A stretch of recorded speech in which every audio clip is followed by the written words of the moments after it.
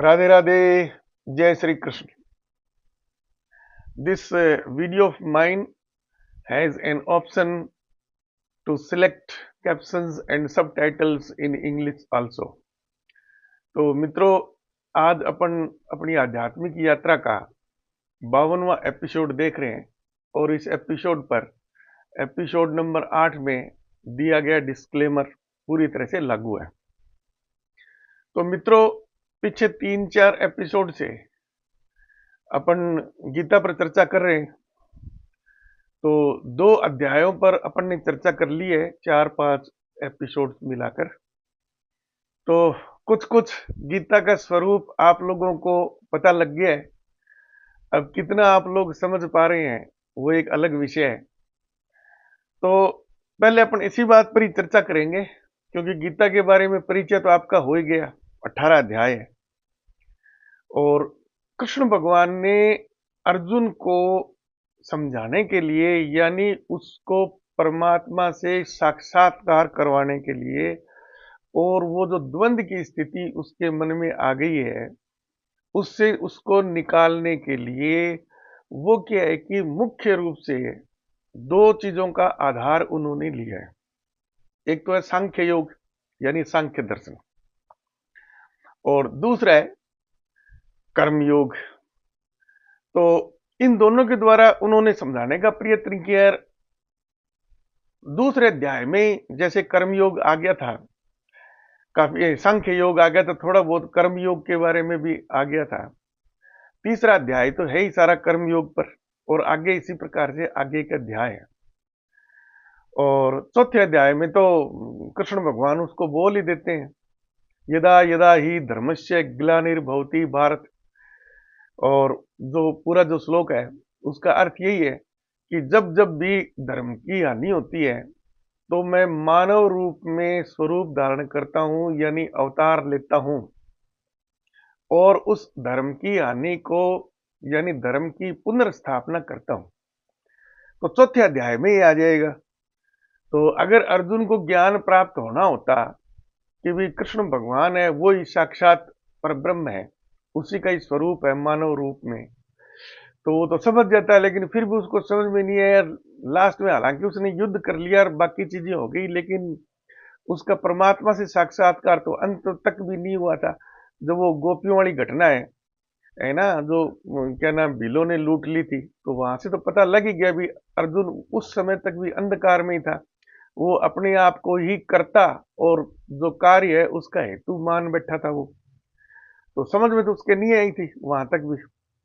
तो हम जैसे लोगों के लिए भी वही अर्जुन वाली प्रश्न है, वही अर्जुन वाली स्थिति है, हम लोगों के लिए भी वही स्थिति उत्पन्न होती है। अब सांख्य योग क्या है? सांख्य योग कृष्ण भगवान जिस समय काल में थे, द्वापर युग में, आज से करीब ये मान लो 5000 वर्ष पूर्व, तो उस वक्त ज्ञान के रूप में, यानी ब्रह्मांड का स्वरूप क्या है, ज्ञान के रूप में सर्वोत्कृष्ट उनको जो पुस्तक या जो ज्ञान दर्शन था वो कपिल बुद्धि का था, सांख्य दर्शन। और वेदों में भी वही चीजें क्या नाम व्याख्या दी गई है, और चारों वेदों का सार मैंने आपको बता ही दिया। सभी क्या है कि अंत में एक अमूर्त परम तत्व की ओर इशारा करते हैं, यानी उन सब का निष्कर्ष है वो एक अमूर्त परम तत्व है। तो बार बार मेरे को बोलने की जरूरत नहीं है, लेकिन भी मैं बोल देता हूं। जैसे क्या नाम ऋग्वेद में प्रज्ञानम ब्रह्म, तो जो प्रज्ञान है यानी ज्ञान है वही ब्रह्म है। और यजुर्वेद में अहम ब्रह्मास्मि या एकम ब्रह्म द्वितीय नास्ति। और इसी प्रकार से सामवेद में तत्वमसि, और क्या नाम क्या नाम अथर्ववेद में है ना, अयम आत्मा ब्रह्म, तो मेरी आत्मा है वही ब्रह्म है। तो है तो वो सारी अमूर्त चीजें ही। लेकिन सांख्य योग में भी अंत में जब वो सांख्य योग के द्वारा मोक्ष प्राप्ति का सिद्धांत प्रतिपादित करते हैं, तो वहां पर उन्होंने पहले तो 2 तत्व लिए हैं।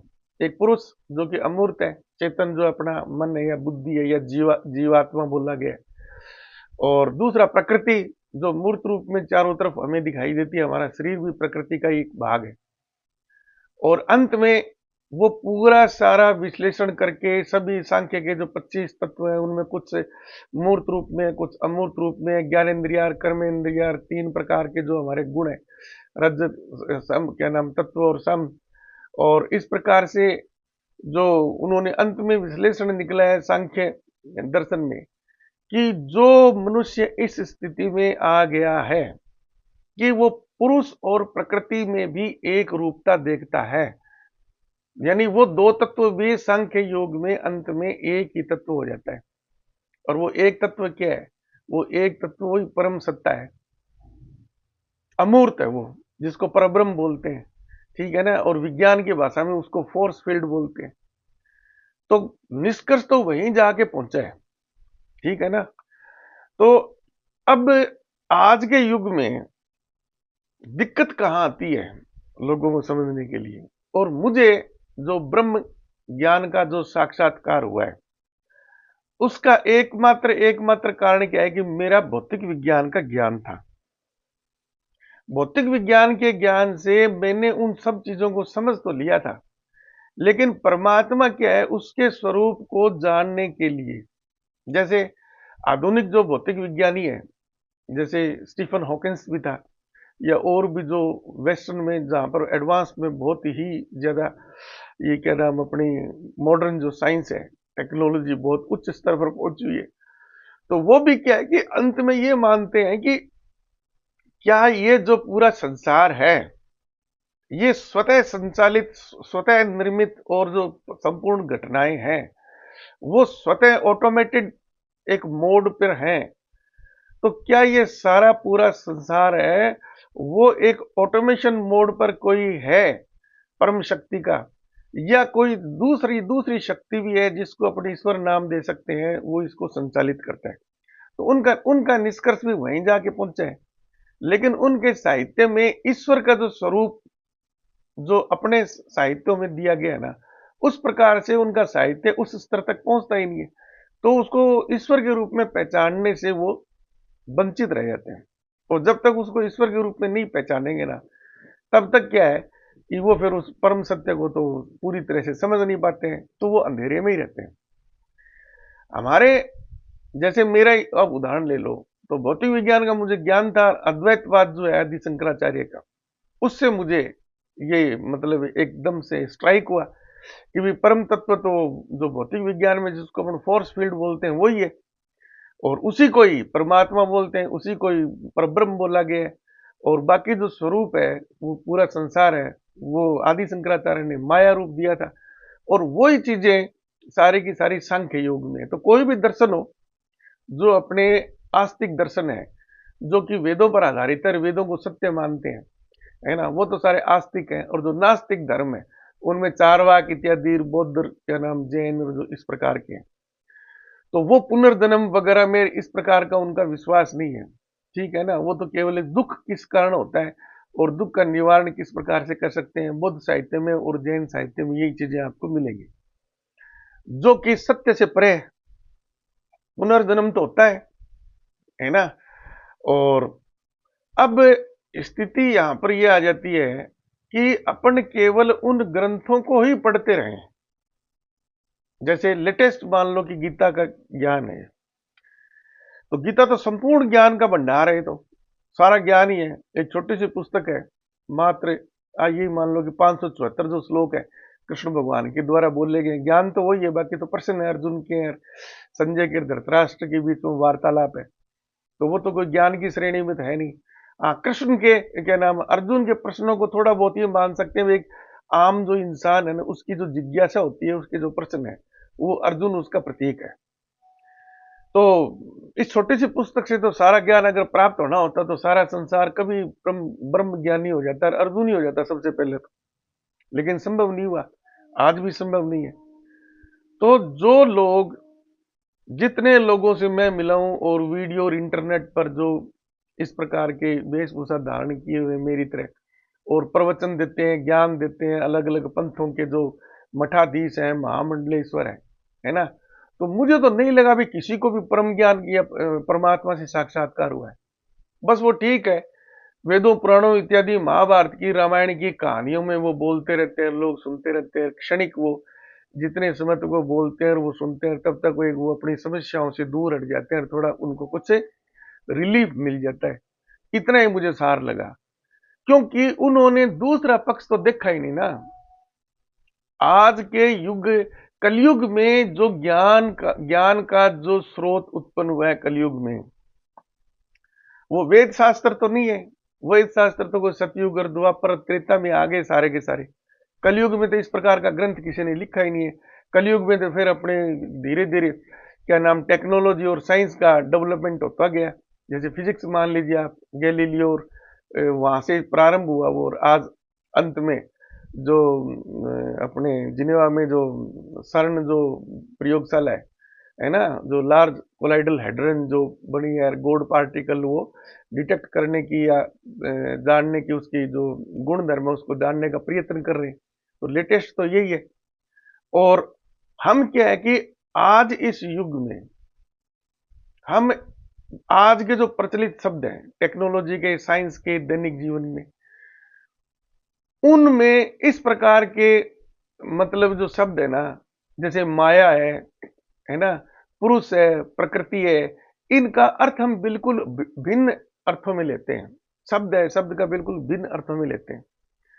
तो जैसे सांख्य दर्शन में है ना, शब्द है, प्रकृति है, पुरुष है, जीवात्मा है, आत्मा है, परमात्मा है, और जो क्या नाम जितनी भी ज्ञानेन्द्रिय, कर्मेंद्रिय, इनके जो मूल मूल जो तत्व है जिनके द्वारा ये सूचनाएं ग्रहण करते हैं, जैसे श्रव्य है, दृश्य है ना, श्रवण, क्या नाम इस प्रकार के जो शब्द है, और जो गूढ़ शब्द है, जैसे कि अभी 2 चैप्टर में आपने गीता में भी देखा होगा, जो आपको मैं हिंदी रूपांतरण और कुछ संस्कृत के श्लोक बता रहा हूँ उसके हिसाब से, तो उसमें क्या नाम समत्व और क्या नाम स्थिर चित्तर, इस प्रकार के शब्दों का दैनिक जीवन में अपन उपयोग करते हैं, उनका अर्थ बिल्कुल भिन्न है, जो कि उस सांख्य दर्शन में या अद्वैतवाद वाले शंकराचार्य वाले में या वेदों में जो है ना वो बिल्कुल भिन्न है।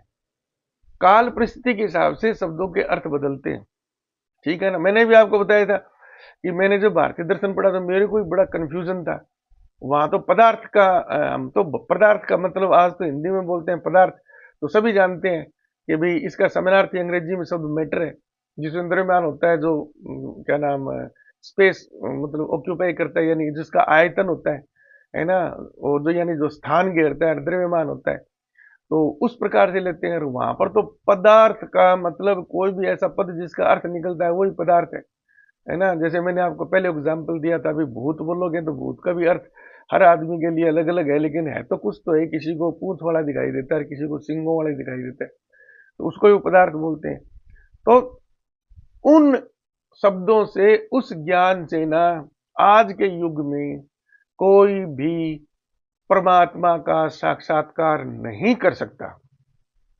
ये मेरा दावा है, नहीं कर सकता, क्योंकि दैनिक जीवन में जन्म से ही, पहली बात तो हमारी आयु बहुत थोड़ी है, और उस प्रकार की साधना का, भाई पुराने वक्त में जो प्रयोगशालाएं थी, जो रिसर्च करने का था, है ना, जैसे सांख्य दर्शन में जो है ना प्रमाण है, वो कितने प्रमाण माने गए, 3 प्रमाण माने हैं सांख्य दर्शन में कपिल मुनि ने। और सांख्य दर्शन को मैं इसलिए विशेष महत्व देता हूं कि कृष्ण भगवान ने अर्जुन को समझाने के लिए उस वक्त की जो सबसे क्या नाम लेटेस्ट या सबसे अच्छी उनकी नजर में जो ज्ञान का स्रोत था ना उस वक्त के लिए, ताकि अर्जुन को समझाया जा सके, तो उन्होंने सांख्य दर्शन का उपयोग किया। और जब वो अपना विराट रूप दिखाते हैं तो अर्जुन से कहते भी है कि अगर क्या नाम ज्ञान का कोई स्रोत पुस्तक को भी तू मानेगा तो मेरे को तू सांख्य दर्शन मान, और क्या नाम ऋषियों में तू मानेगा तो मेरे को कपिल ऋषि मान, जो सांख्य दर्शन के प्रवर्तक है, ठीक है ना। हालांकि सांख्य दर्शन की ओरिजिनल किताब तो कुछ 3 किताबें बता रहे हैं, लेकिन उसमें ठीक है अपना काम चलो ज्ञान लगभग मिल जाता है लोगों को। कुछ कह रहे हैं जो ओरिजिनल विलुप्त हो गई, अब ये तो कहानियां चलती रहती है, लेकिन जो सांख्य दर्शन, जैसे कृष्ण भगवान ने गीता में जो उल्लेख किया है ना सांख्य दर्शन के, उन्होंने 25 तत्व बताए, तो किताब तो वही है जो आज भी अपने को उपलब्ध है।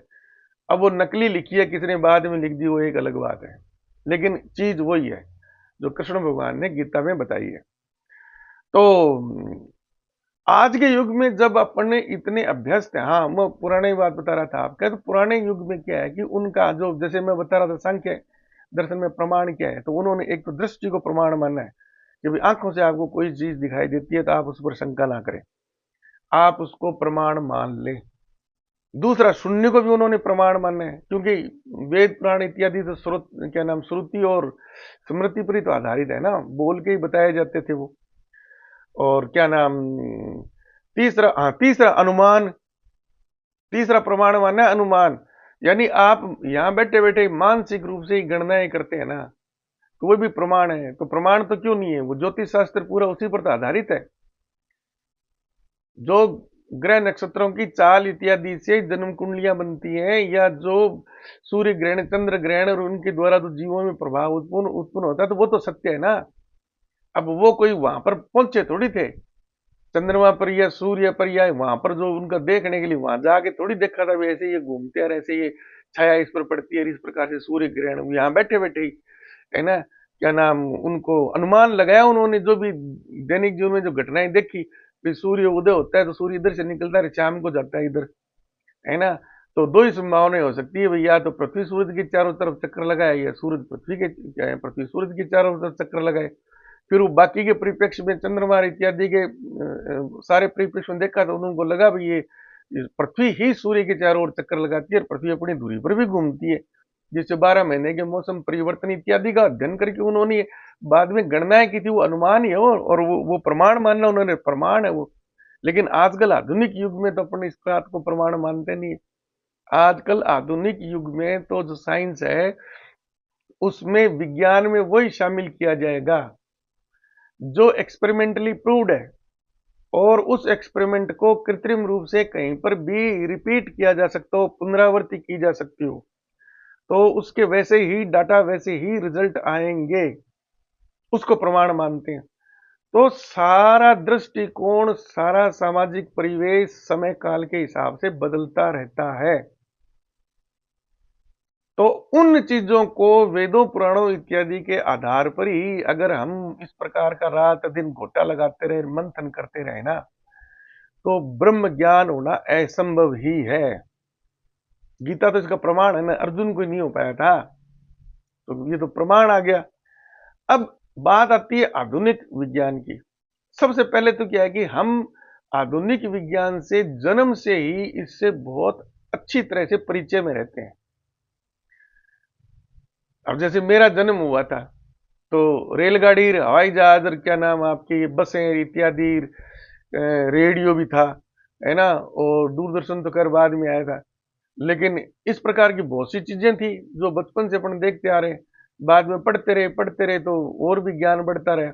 और हमने कल ही क्या नाम, जो सुनीता विलियम है ना, उसको अंतरिक्ष से पृथ्वी पर लौटते हुए देखा है ना, सबने देखा है। अब वो झूठ थोड़ी है, अब वो इतने दिन अंतरिक्ष में जिंदा रही है, सही सलामत पृथ्वी पर आई है, पृथ्वी पर लाने वाले उपकरण इत्यादि, जो ड्रैगन कैप्सूल है इसका, स्पेस एक्स का, है ना, तो अब स्पेस एक्स एक प्राइवेट कंपनी है, तो उसने भी नासा से भी आगे बढ़कर रिसर्च करके अपने उपकरण बना लिए हैं, जो स्टारलिंक वगैरह उसके। तो ये जो आधुनिक प्रमाण हमारे सामने है ना, कंप्यूटर है, लैपटॉप पर पूरा जो सिस्टम अपन देखते हैं, इससे अपन बहुत परिचित होते हैं।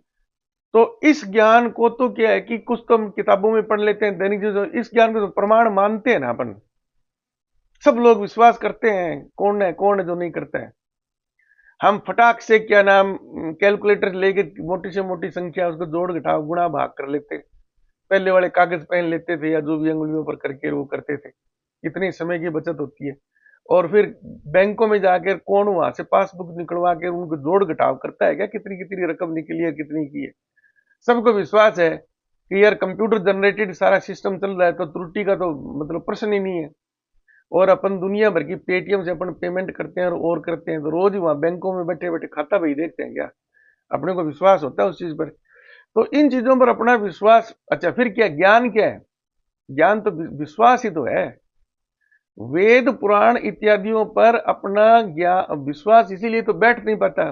बैठ गया होता था गीता एक ही पढ़ लो, बात ही खत्म है, उसी से आपको ब्रह्म ज्ञान हो जाएगा, सारी चीजें बता दी भगवान ने। लेकिन क्योंकि हम दैनिक जीवन में उन शब्दों का, उस माहौल के अभ्यस्त नहीं है, हम तो बस ये साधु सन्यासी इत्यादि मठों में, मंदिरों में, आश्रमों में, उनके जो संस्थान है वहां पर या टीवी वगैरह पर देखते हैं।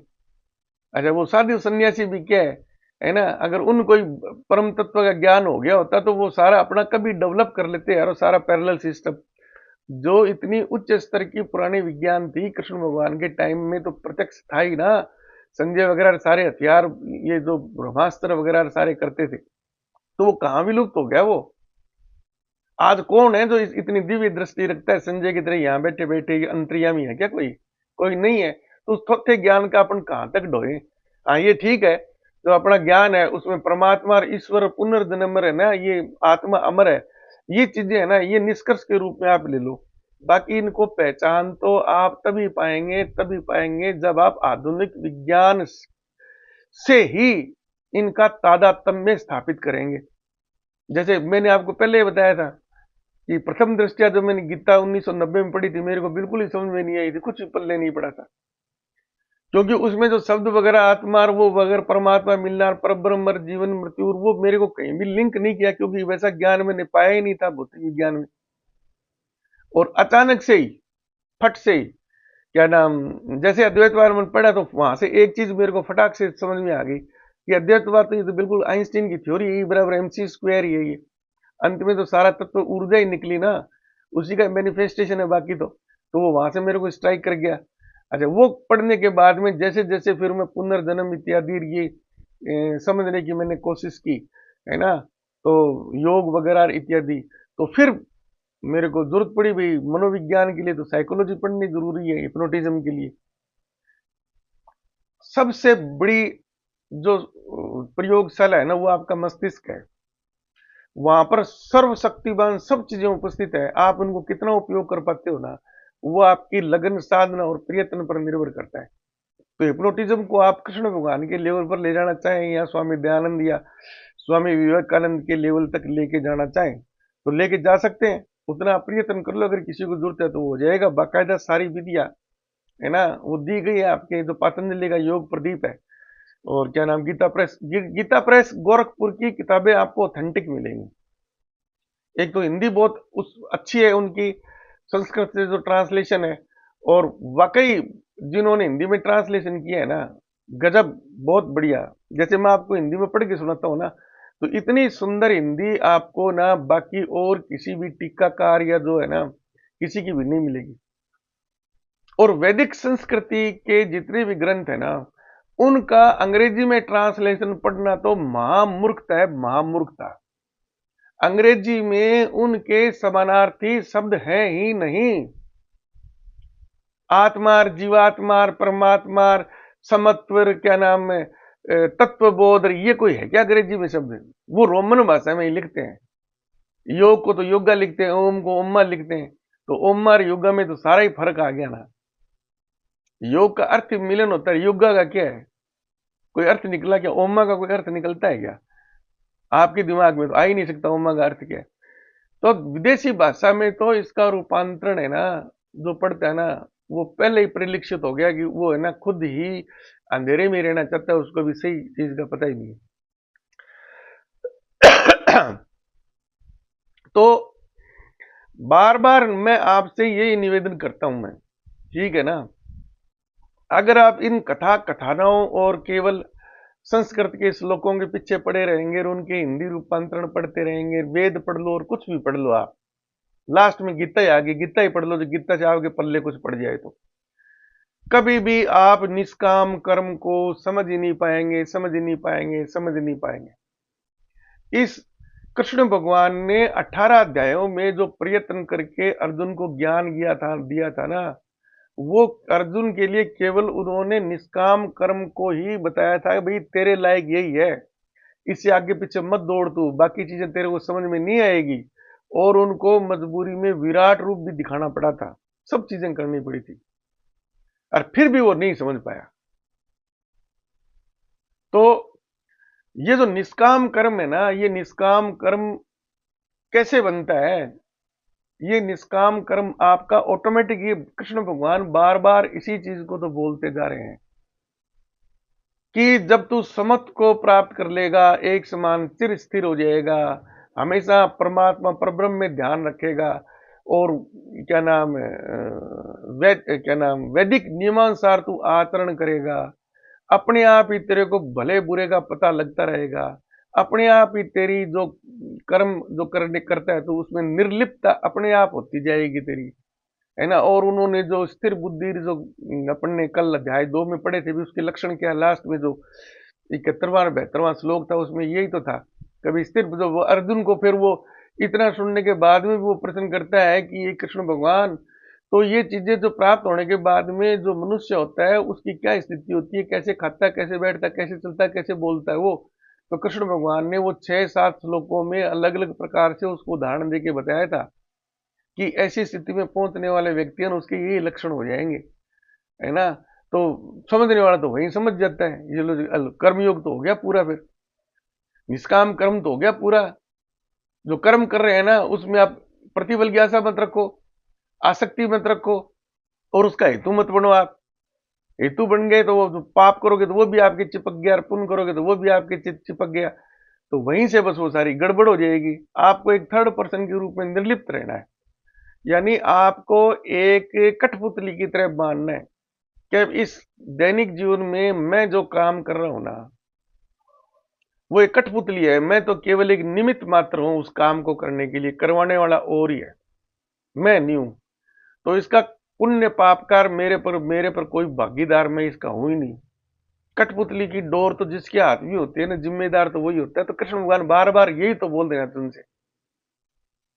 योगक्षेम वाम व्यम भी बता दिया था कि तू मेरी शरण में आ जा, मेरे पर विश्वास रख, तू मैं जो बोल रहा हूं वैसे कर दे, तू तेरी सारी जिम्मेदारी मेरी है, तेरे को ऐश्वर्य ऐसा बरकरार रहेगा, और ये मेरी गारंटी है, वहां में मेरी गारंटी है, वहां तक बोल दिया।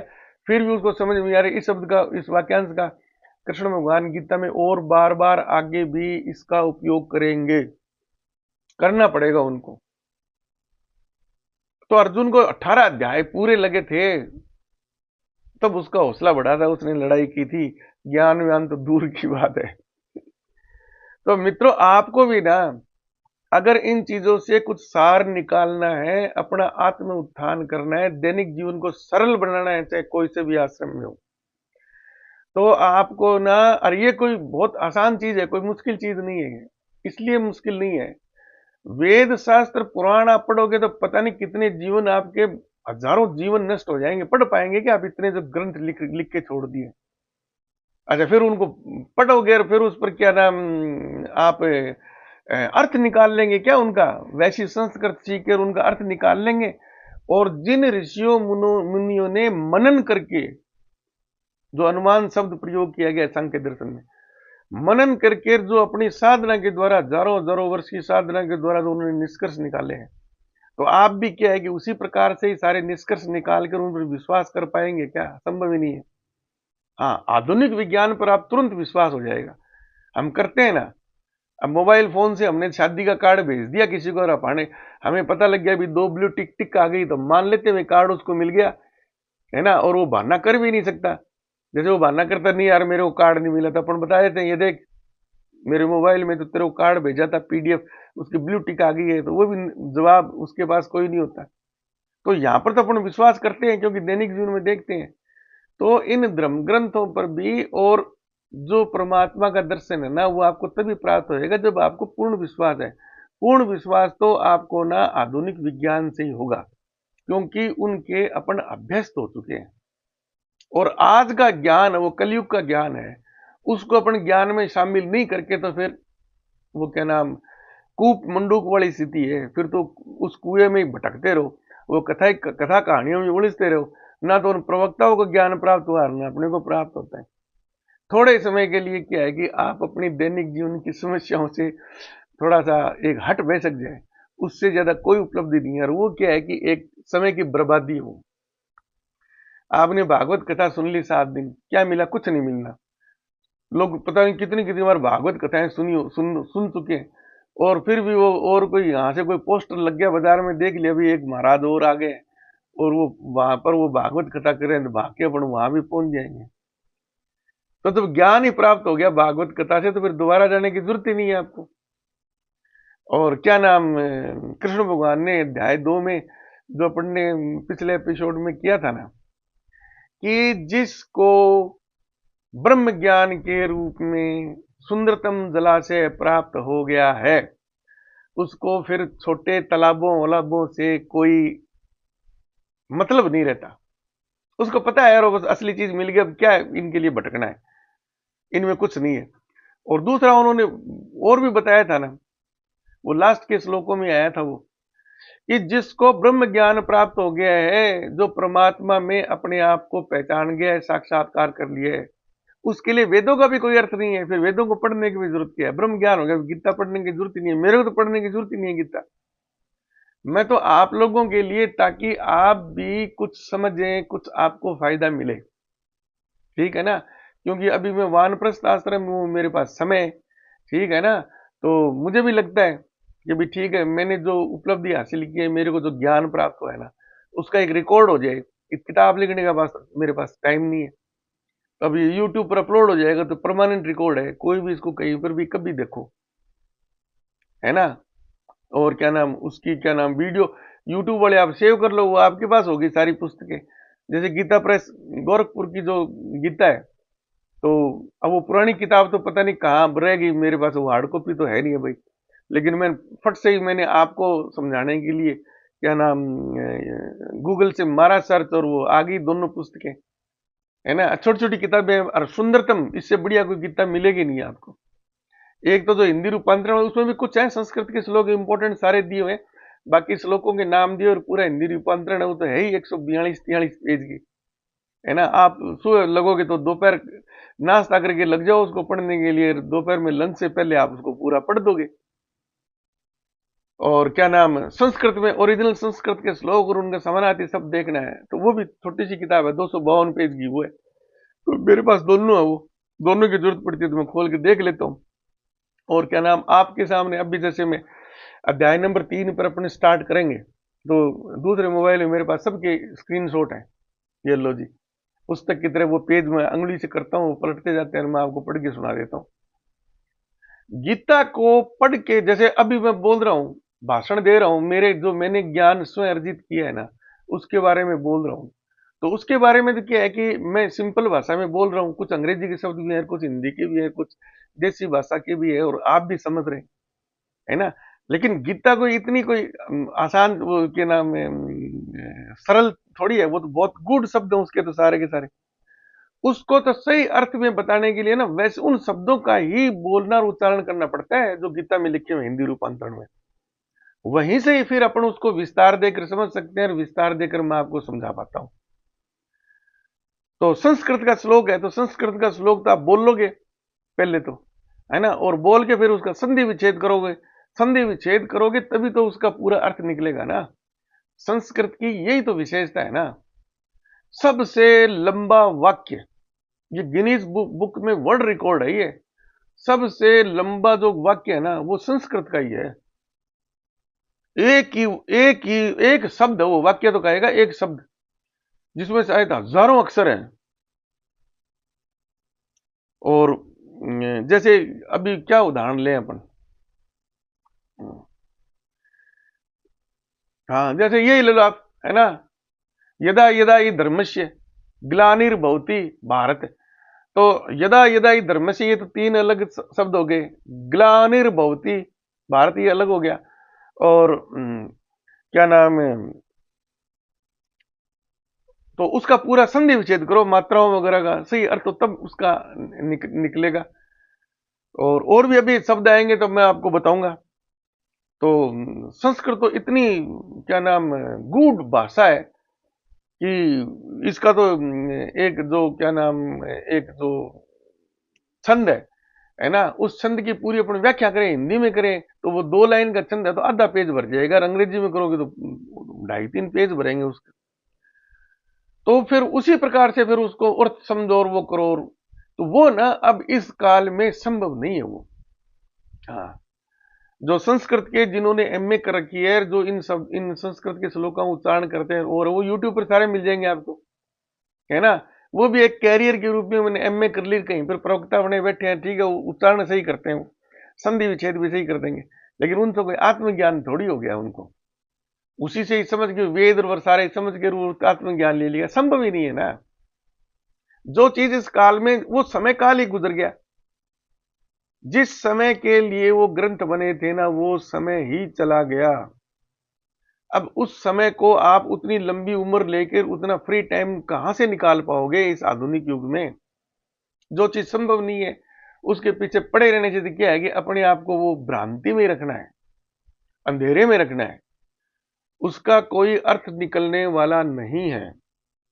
और मैं तो पहले भी चैलेंज किया था, मैंने वो दो दो मेरी चुनौतियों वाली वीडियो पड़े हैं कि जो कहता है मेरे को ब्रह्म से साक्षात्कार हो गया ना, आओ ना मेरे से करो साक्षात्कार, मैं बताता हूं उनको ब्रह्म कहां पर है, कैसा होता है।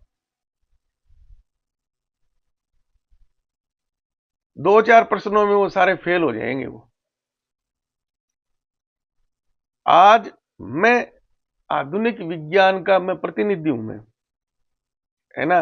मोबाइल फोन में जैसे अभी वीडियो में रिकॉर्ड कर रहा हूं, मैं इंटरनेट, लैपटॉप वगैरह सब चीजों का मैं यूज करता हूं मैं, है ना। मैं इसका प्रतिनिधि हूं, तो ये हमारे जैसे लोगों की बनाई हुई चीजें, हम तो इसको यूज करेंगे, हमारा तो अधिकार है। वो जो ब्रह्म ज्ञानी है, जिन्होंने वेद शास्त्र गीता इत्यादि पढ़ के परब्रह्म का ज्ञान प्राप्त कर लिया है ना, उनको अगर ज्ञान हो ही चुका होता तो वो हमारे बनाए हुए उपकरणों के, कलयुग वाले उपकरणों के जो है ना, हमें तो वो नास्तिक मानते हैं ना, उनका उपयोग क्यों करते हैं, क्यों मजबूर है वो? तो ज्ञान तो झूठा है फिर उनका। फिर तो एक कहानियां सुनाने के लिए ज्ञान है, वो ज्ञान कहां हुआ फिर वो? और अगर उनको ज्ञान होता तो उनको जरूरत ही नहीं है मोबाइल फोन इत्यादि की। अगर मान लो कि साधु संत है, मेरे से बहस करना चाहता है, तो उसको मोबाइल से फोन करने की जरूरत थोड़ी है।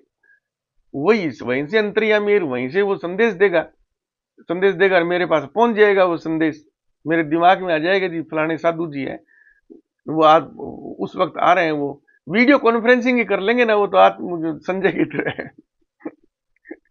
मेरे को देखते रहेंगे, मेरे से प्रश्न पूछते रहेंगे, मैं जवाब देता रहूंगा। तो ये सब प्रपंच है, इनमें कोई दम वाली बात नहीं है। एक वो क्या है इनका नाम, मन बहलाने के लिए गालिब ख्याल अच्छा है, बस एक वही बात है। और इनके हालात आप देख रहे हो ना, जो ब्रह्म ज्ञानी बने घूम रहे हैं ये टीवी पर और पर बड़े बड़े ये रात दिन बड़ी बड़ी गाड़ियों में, प्राइवेट जेटों में घूमते हैं, वो पता नहीं क्या क्या प्रतीक लिए घूमते हैं वो, है ना। वो सारे ब्रह्म ज्ञानी, तो उनकी हकीकत तो अपने को पता है। वो हर एक चीज पर तो अपनी आधुनिक विज्ञान में बनाई हुई चीजों पर मोहताज है वो। सर दर्द हो जाता है तो फट से जाकर पैरासीटामोल की गोली खाते हैं, है ना। वरना वो उनका तो ज्ञान पूरा है, तो जरूरत ही नहीं उनको, योग से तो सारी चीजें स्वतः ही वो हो जाती हैं। शरीर में ही सारे हार्मोन्स हैं, शरीर में ही सभी रोगों का उपचार है, उनको कुछ होना ही नहीं चाहिए। तो उनमें से आधे तो मिल जाएंगे दिन के स्टंट डले हुए।